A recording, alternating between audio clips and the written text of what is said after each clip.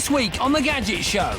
Jason and I race each other across London in our first ever urban challenge, testing the hottest and latest electric bikes and sat-navs in the guise of super sexy cycle couriers. Hi, couriers. That's great. Let's go, thank you. Bye. Otis goes for a drive in a little car with a revolutionary fuel. It runs beautifully. And John puts HD camcorders to the ultimate test as he takes them to Cape Canaveral to shoot a real proper space shuttle launch. Wow.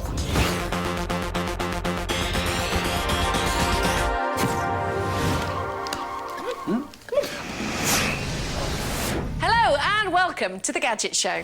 Now, this week's challenge is all about me, him, lycra, sweat, and a little bit of electricity. Nice. But, you know, despite your obvious attempts at innuendo there's nothing that rude in this week's show.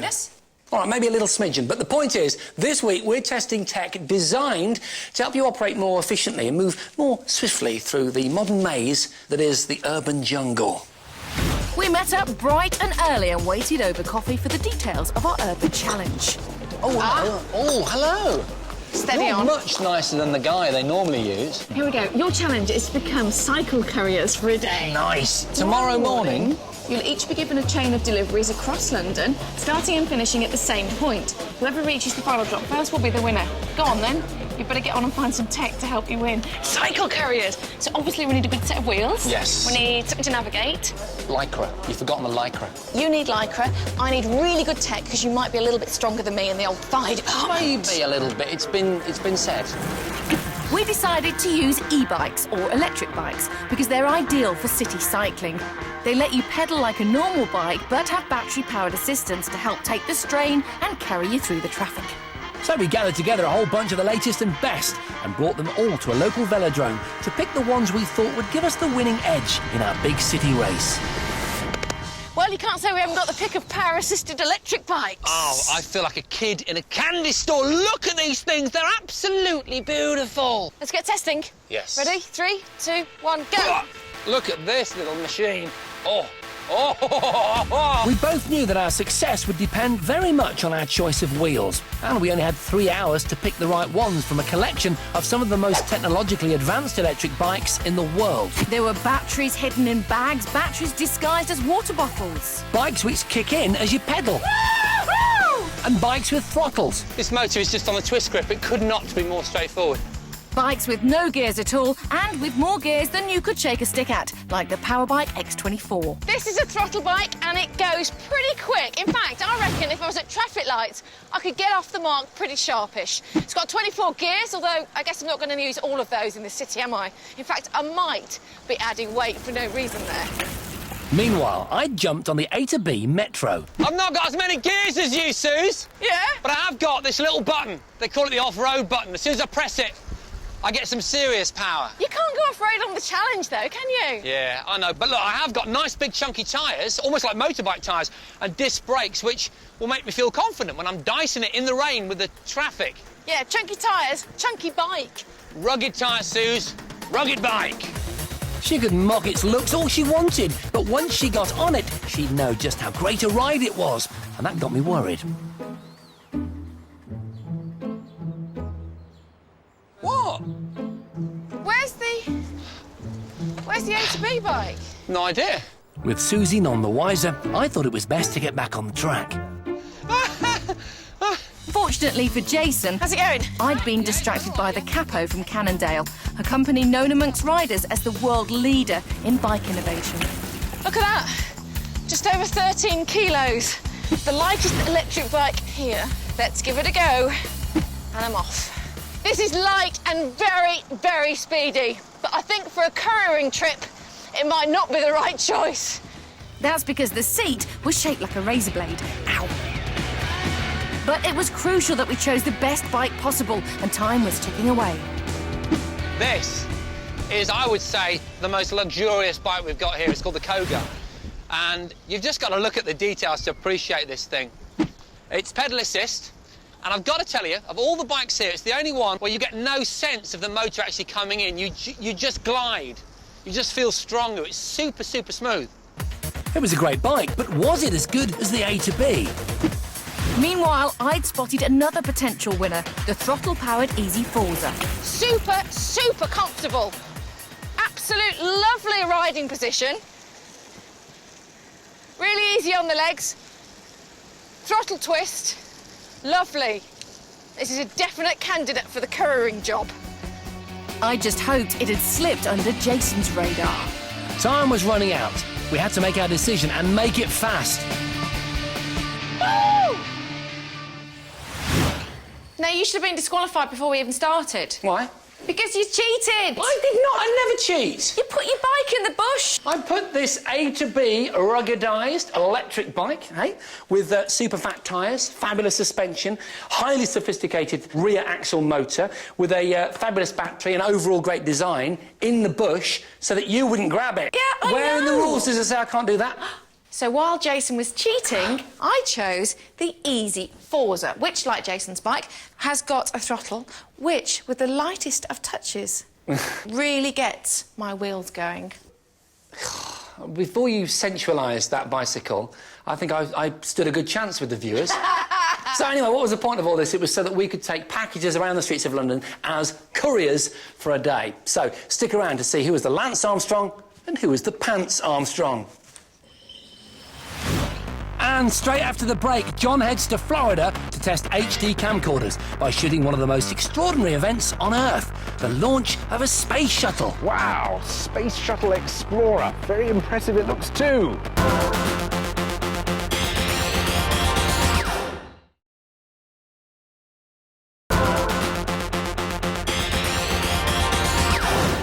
Welcome back. Now, I want to talk to you about HD camcorders. Their specifications are getting more impressive by the month.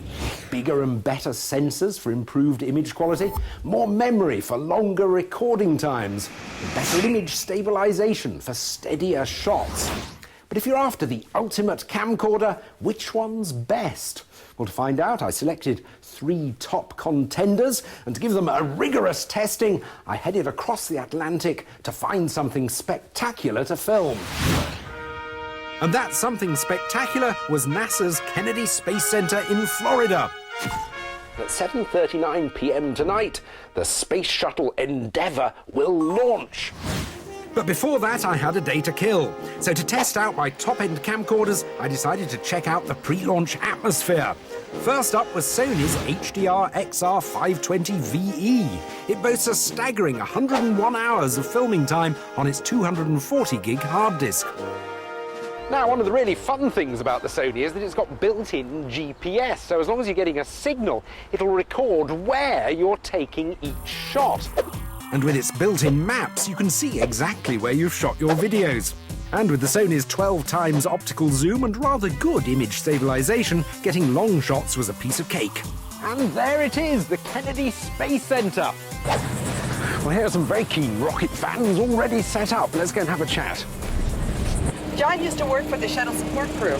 So the weather's very critical, isn't it? Mm-hmm. I mean, what are sort of the ideal conditions? This. Despite only having one sensor, the colours were reasonable, and the Sony's face recognition was handy, though the shape of my man's hat confused it a bit.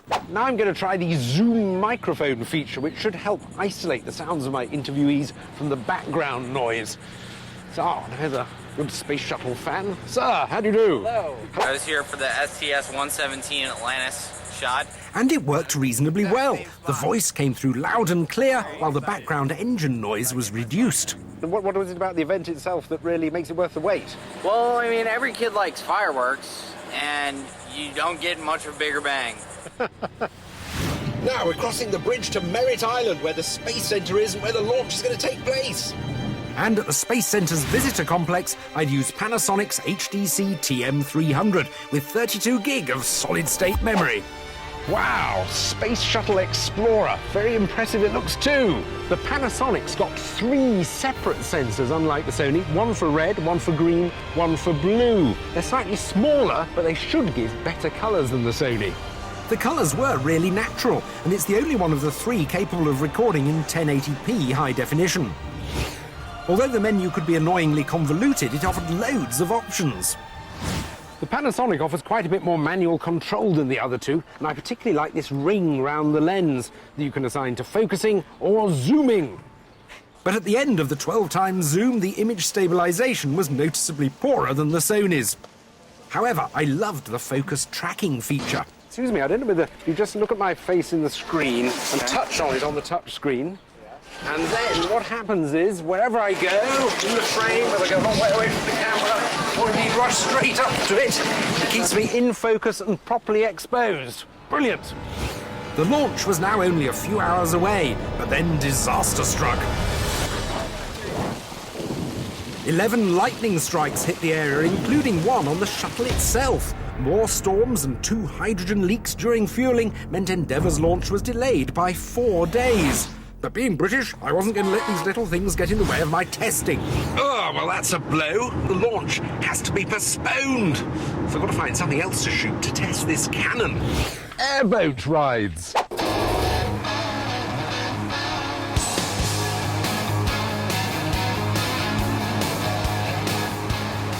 The Canon Legria Hfs 10 has a 32-gig flash drive and a large single sensor, and the wildlife of the wetlands was perfect for testing it. Now, if you want to focus manually using the Canon, there's no focus ring. It's got one of these wheels at the side, which is handier than using a button or touching a screen, but it's still quite hard to focus while you're actually shooting.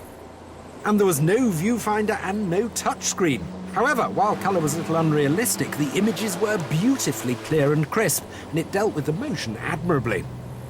I really like the way they've built in a mini LED shooting light, which is located alongside the flash you use for stills, but obviously I don't need it out here. I was impressed by all my camcorders, but I had to pick a winner. Time for the G ratings. And it's 3 Gs for the Canon. Its crisp images are let down by the lack of a viewfinder. The easy-to-use Sony also gets 3 Gs with great image stabilisation, but colours not as vibrant as the Panasonic, which gets 4 Gs, with beautifully natural images and enough features to satisfy the most demanding filmmaker.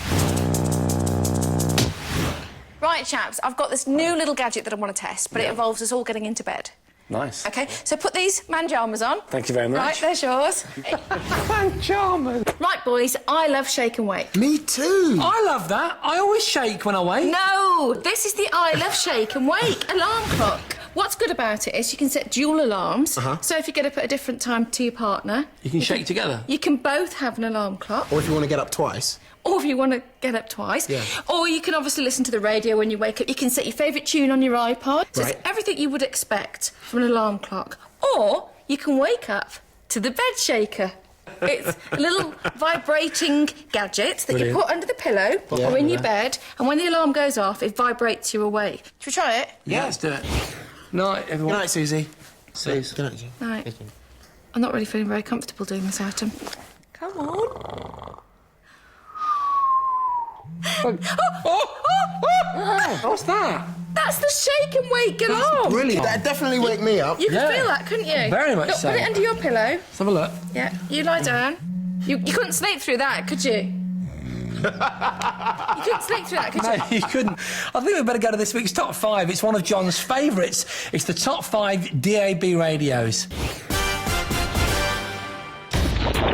With the government planning to switch all national FM radio stations to digital broadcasting by 2015, choosing the best DAB radio is something that's going to affect all of us. So which is the best? I've chosen 20 of the latest and best DAB radios from 11 different manufacturers, and I'm going to judge them all on design, reception and sound quality to find our top 5. Despite being generally quite expensive, DAB radios are often disappointing. All round a poor effort, I think, from this in-tempo. And their design can be off-putting. It's very yellow. Well, the styling department was clearly on holiday. Or just look plain wrong. Why do people seem to like DAB radios looking so retro? I mean, DAB should be the future of radio, not the past. One important test is sound quality. So, to test them equally, I hired a man with a transmitter to set up my own mini radio station in the room next door. This meant that all my radios could be tested with identical digital signals and songs. It doesn't sound bad, but it is the most expensive radio we've got here, and it certainly doesn't sound the best. And that's as loud as it goes. The inaudible radio. I also took them all around the flat and up onto the roof to check how well they picked up different radio stations. Reception on this was rather disappointing for a Roberts. Finally, after trying out all 20, I was able to select the best and come up with our top 5 DAB radios. At 5 is the Roberts Solar DAB, which has an integrated solar panel in the top to power its rechargeable battery. I've been using this one for the last few weeks, and apart from that initial charge on the mains, I've been running it entirely on light. It sounds good, it's nice and crisp, looks neat. Reception could be a little bit better on weak signals, but this is the first solar-powered radio I've used that actually works. At number 4, I've chosen the rather impressive and very shiny Dualit kitchen radio. It's a great radio, even if you haven't got the matching range of kitchen equipment. It's got a lovely fruity sound, it's got very characterful styling, and it's beautifully, solidly made. Plus, it comes with its own rechargeable battery built in, so you can take it away from the kitchen for up to several hours at a time. Shame it doesn't make toast, though. At 3 is the Pure One Mini, which despite being light and portable has a large speaker and great sound quality. My favourite feature though is its scan text, which allows you to scroll through programme and track information at your own pace.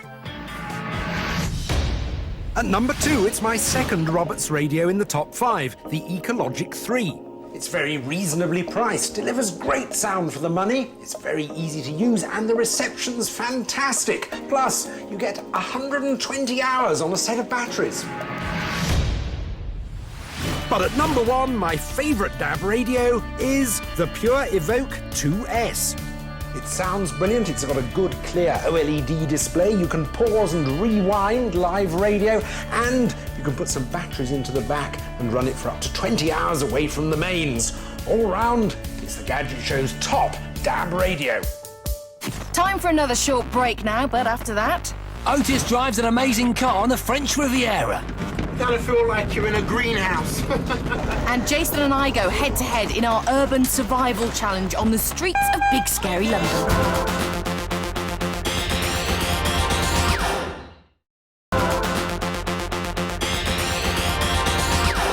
Welcome back. Now it's time for a quite amazing piece of tech. We sent Otis to the south of France to try out a car that costs less than a penny a mile to run and looks like something out of science fiction.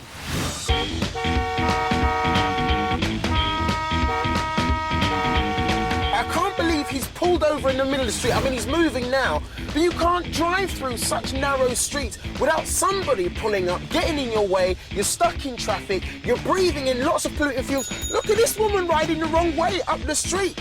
But fortunately, I'm here in Nice to take a look at something that might make driving through streets like this a lot more tolerable. And this is it, the AirPod. It's a prototype car that looks and sounds like something from a 60s sci-fi movie, and it's powered by nothing other than thin air. It's never going to break the land speed record, as it only does a maximum of 30 miles an hour, but it's ultra clean, which makes it ideal for city driving. Now, I said the car runs on thin air. That's not strictly true. It runs on thick air or compressed air, and when I want to juice it up, this is how I do it. It's a bit like pumping up your tyres at the garage, but the tanks inside this car hold 200 litres of air. It's so densely packed that when it's released, the air expands and is forced into cylinders to drive the wheels. Fully charged, and it took just 2 minutes. Now, that's the advantage the AirPod has over, say, electric cars, which take a lot longer to charge up. Cleverer still, you can get an onboard compressor which can refuel the car overnight from the outside air around it. But I hadn't come all this way just to fill it up. It was time to get it on the road. Here we go. Woo! It might have been slow, but it was simple to drive, and on 1 tank of air you can go 125 miles. I'm loving the joystick steering system. It does take a bit of getting used to, though. Once you release the joystick, the wheels shoot back in front of you, so there's a bit of a jerky action. Otherwise, it runs beautifully. Big windows might be great for visibility, but I did feel a bit like I was in a goldfish bowl. And as the prototype has no air conditioning, I was sweltering. Very warm in here. Kind of feel like you're in a greenhouse. But it's not just a lot of hot air, because the clean and cheap AirPod already has over 100,000 pre-orders from commercial companies, and it's reckoned we'll be seeing them on British streets within 3 years. I really like this car. It's easy to drive, it's clean, it's green. It only takes a couple of minutes to charge fully. It's great. I want an AirPod. I knew you'd say that. It should only cost you around £3,000 to £3,500. But of course, there are UK regulation boxes that have to be ticked first. The bottom line is it's going to cost you less than a penny a mile. That's incredible, isn't it amazing? Right, time now to return to our urban challenge. Jason and I are duelling for the title of the Gadget Show's fastest bike courier. Oh, I so want that title. Oh, I do. So, we'd spent a morning at the velodrome and we'd each chosen our trusty electric-powered steed for the race across London. But what we didn't have was the knowledge, the cabbie's knowledge. Neither of us knew the streets of London well enough to navigate around. What we needed was some tech help. We were facing a massive task here. Even the most hardened bike couriers take their life in their hands every time they race against the clock on the city streets. So we went to the heart of the knowledge, a cabbie's cafe in South London, and armed ourselves with the most city-savvy sat-navs for some serious testing. OK, so we've got 10 different GPS devices here, all different shapes and sizes, handheld, one's for your bike, one's for your car, we've even got a smartphone here. To be honest, I'll take them all, a big roll of gaffer tape, and strap them all to my bike if it means I'm going to beat you. That wouldn't be fair. No. But that's never stopped you before, Suze. I think we should get straight on with the first test. Yes. We decided to start with the interface, how easy it was to get into each system and enter a local route. OK, got the logo up. Where to? Not bad. Wow, quick, man. Any fiddly buttons or badly thought-out menus would hold us up on our race. I'm disappointed with that. I'm going to try the Navigon now. I think Jason would love to use this one. Look at that. Yeah? Look at the graphics on there compared to all these other little daft ones that you've got here. That's really nice. But the more straightforward setups would give us a huge advantage. I really like this. Yes, so do I. I think it's one of my favourite sat-navs just because it's just no messing about. Is that the one you're going to use, is it? I don't know, I might do. Navigate to an address, a postcode, yes. The popular TomTom One lived up to its reputation. Perfect. Very intuitive, very easy to use. But I thought the new HTC phone with Google Maps might be just as handy as a dedicated sat-nav. Hey, Suze, I'm going to try the phone now. OK, here we are. Menu. Find address. Gee, nice input. Really nice input. Street name. I love the touchscreen on this. There, straight in. I reckon that's good. That's good. Oh, no, what's going on now? Just randomly pressing buttons. I don't want this one. OK. I think you'll really like it. Finally, we'd narrowed them down to the four best. The TomTom One, the Navigon, the HTC Magic and the TomTom Rider. But we could only choose one each and the race was only hours away. It was time for some intensive city testing. Right, time is really of the essence and I'm going to need some serious help with my navigation if I've got any chance of winning this challenge whatsoever. Get it wrong and Jason's going to win before we've even started. Get it right, though, and I've got a chance of beating him. And I'd get all the help I needed right here. After all, who knows more about city navigation than London's famous cabbies? Look at this place, Hackney Carriage Heaven. Perfect. While Susie was getting cosy with the cabbies, I hit the streets on my blades, so I could test my sat-navs on the move. First up was the HTC Magic phone. It's a little bit small, to be absolutely honest with you. It's not got the nice chunky display that I'm used to with GPSs, but its update is very good. That's impressive. And I'll be honest with you as well, I could do with a turn-by-turn voice. It does have turn-by-turn visuals, but will I have time to keep checking them on the busy streets of London? I think I've got to turn right here.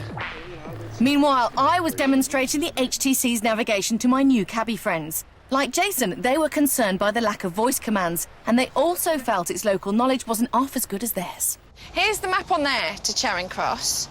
What do you reckon? It's a scenic route, isn't it? It's a bit of a scenic route around the outside. Which way would you go then? Do you reckon, Jim? Have a look at that, mate. And when I showed them the TomTom One, they weren't convinced by the route it suggested either.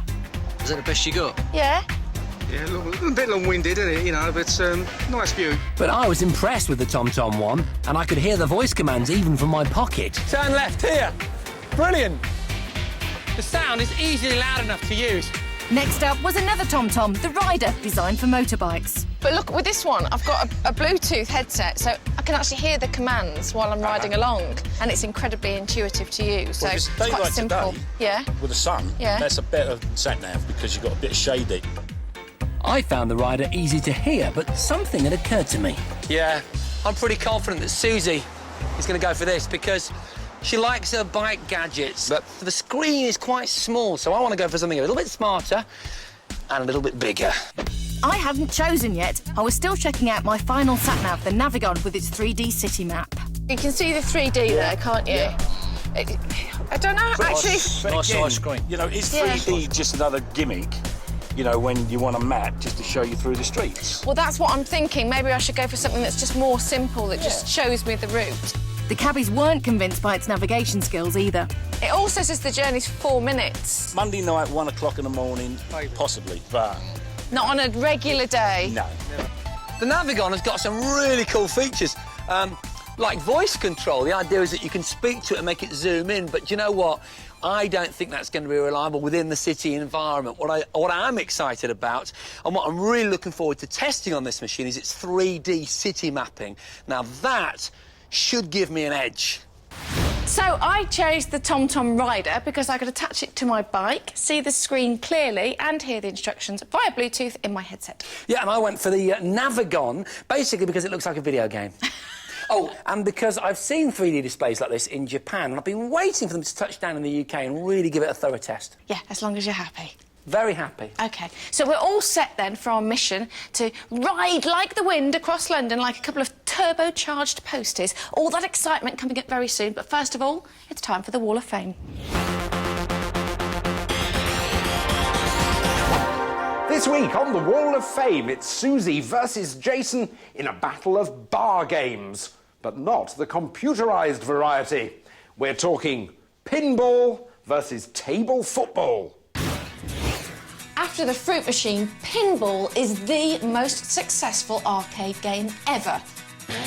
More than 12 million pinball machines have been made, and in America alone, more than $100 million are fed into them each year.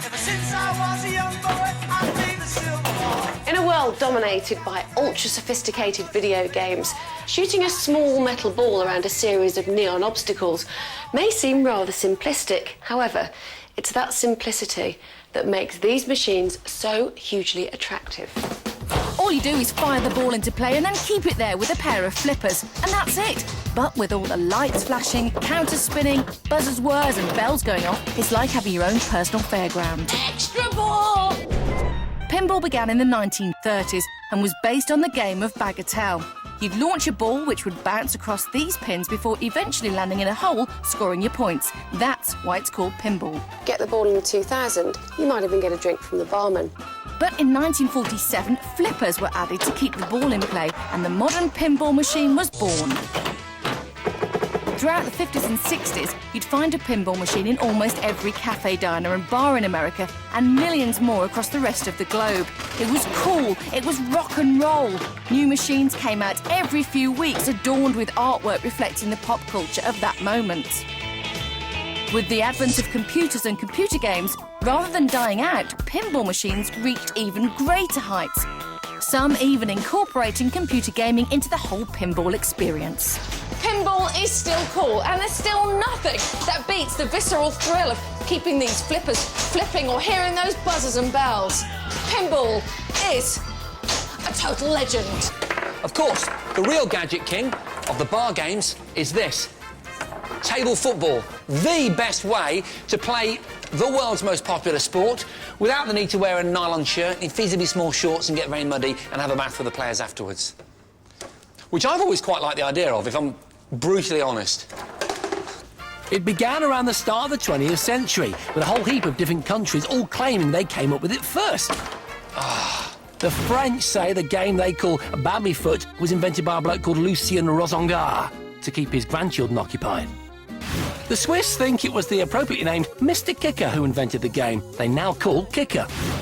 And the Germans think they started the ball rolling by creating the very first primitive tables. But I reckon the real inventor was a Brit called Harold Thornton. He went to a Spurs match in 1922 and he walked away wondering what it would be like to try and recreate the football experience in his home. He grabbed a matchbox, stuck some matches through it, and thus was born the first design for table football. Whoever invented the game, by the Second World War, it had become a worldwide success. Oh, beautiful shots!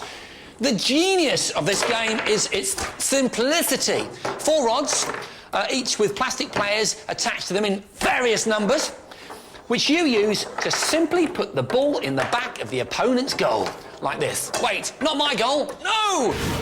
Just like the real beautiful game, you don't have to have any skill at all to enjoy a match, but also, just like real football, if you do want to take it seriously, there are leagues and competitions. There's even a world championship with prize money of a couple of £100,000.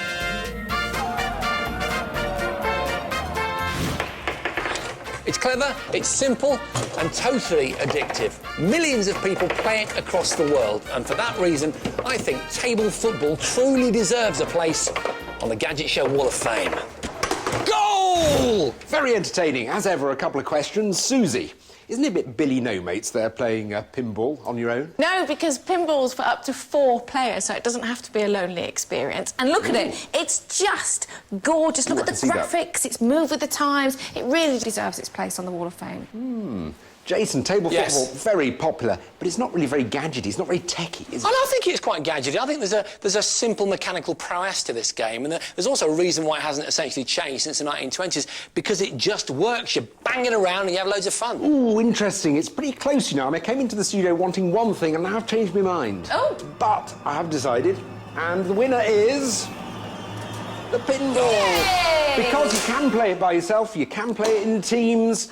It just looks so glamorous. It's really moved with the times. It looks great. It's cooler. And of the two, it's the one I prefer to play. So for that reasons, it's going on the Wall of Fame. There we go. If you feel that Jason's table football has been robbed of victory, you can have your say on the website at 5.tv/Gadget Show. Whoa! On the homepage, you just click on the tab marked Wall of Fame, and this will let you join in on the debate.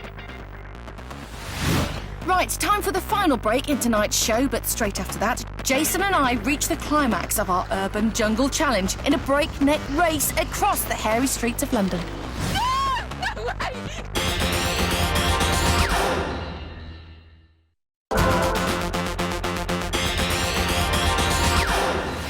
Welcome back to the moment this week's challenge has been building to, and Susie and I become cycle couriers for a day and go head-to-head in a race across London. Now, you might remember that I had chosen the Easy Forza bike as my trusted steed, and for my sat-nav, I'd chosen the TomTom Rider, which is specifically designed to be attached to your bike. Yeah, whereas I'd gone for the Navigon 7310 with its innovative 3D display and this little beauty, the A to B electric bike.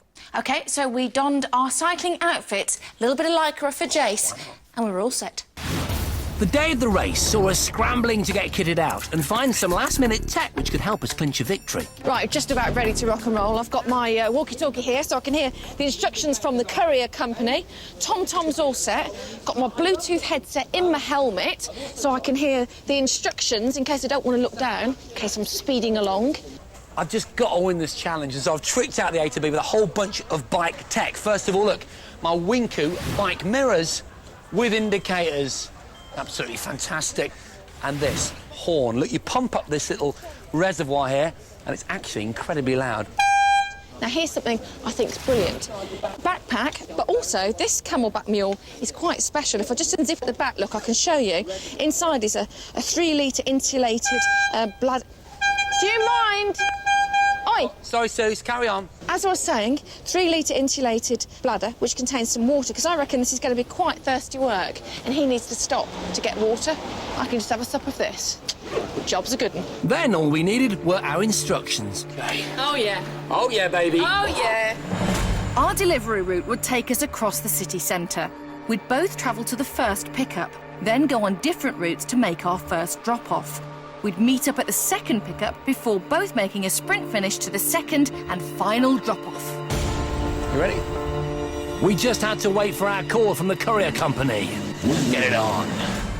Hello, Jason. Hello, Susie. It's Martin at Creative. Hi, Martin. I need you both to pick up from this Address. You ready? I was born ready, Martin. Let's get this party on.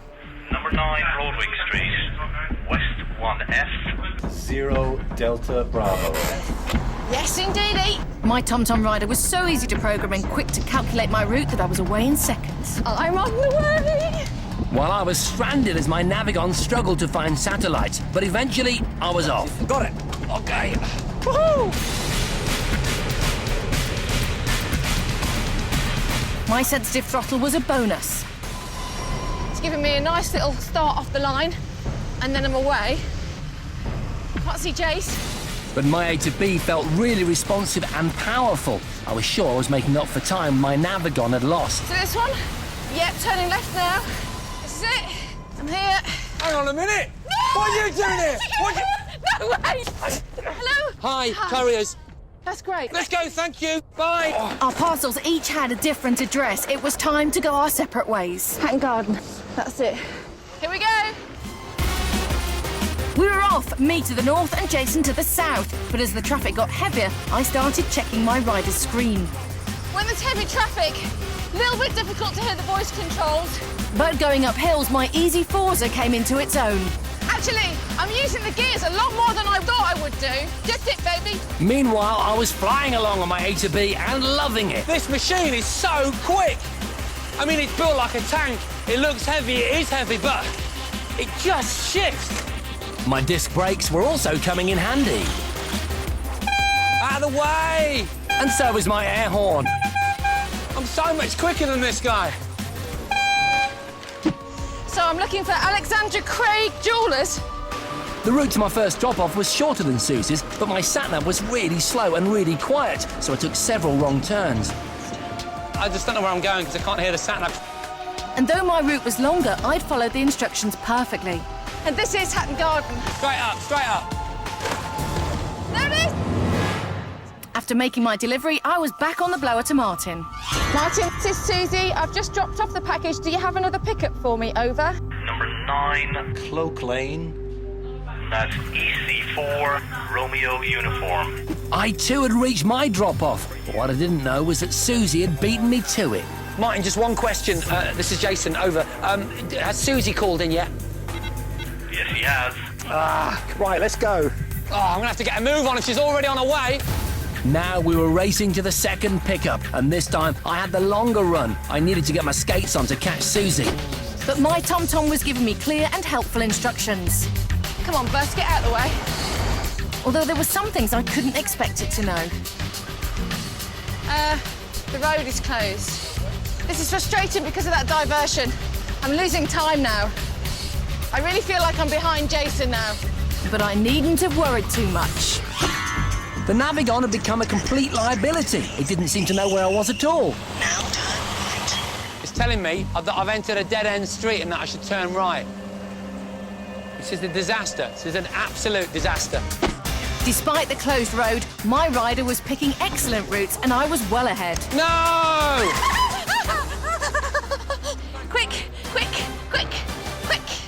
Coming through. Gonna win a challenge. The last leg was a straight run to the final drop-off, and all I had to do was sprint. But then I missed a turn in the one-way system. Gotta go all the way around and come back there. And I knew where the final drop-off was, so I decided to ignore the Navigon altogether and rely on my awesome bike. Come on! That's my destination, that big building there. I've got to catch her. This is it, this is it, this is it.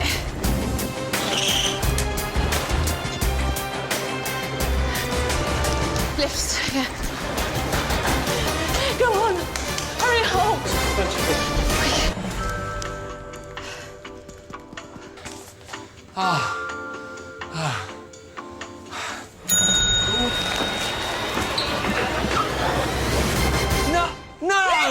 No! Yes! Oh, man, I don't believe it. Hey! Oh, how annoying was it to see see me through the glass. So annoying. We've gone so far. We've gone miles. Yeah, we had. All the way across London. And yes, I was gutted to see you there first. Oh, but do you know what? I loved my bike, the Easy Forza. It was so easy to use, never got out of breath. But also, I think this is what won me the challenge, the TomTom Rider, because it was so simple to use. I could see everything clearly, I could hear the instructions, and I just got everywhere really quickly. I think you're right. I have to say, my A to B, the electric bike, is fantastic. I can't say enough good things about that machine. However, that's not the case with the Navigon 7310. You struggled. I think the 3D display is too much for the hardware and it slows it down. So it's not processing quick enough? Not quick enough. You're waiting for ages for it to do just about anything. I'd have been better throwing it in a bin and asking people. Oh, that's no good, is it? No. No, because I won the challenge. And well done to you. A deserved win. Thank you. Yes. That's very sweet of you. On that, like, friendly note. Yeah. That's all we've got time for this week. With rivalry underneath, we'll see you next time. That's because he thinks he's going to get me next time. Yeah, I'm going for you next time, girlfriend. See you then. Next time on The Gadget Show. Can a Gadget Show presenter fly? Well, next week we'll find out, as Jason and Otis try to build a gadget flying machine that can win the Worthing Birdman competition. Susie's getting physical with Olympic runner Ewan Thomas as they test out sports watches. I didn't expect to be as fit as you. And John meets money-saving expert Martin Lewis to see if the latest mini desktop PCs known as nettops are a sound investment. There's something quite cool about being able to toss your computer in the air.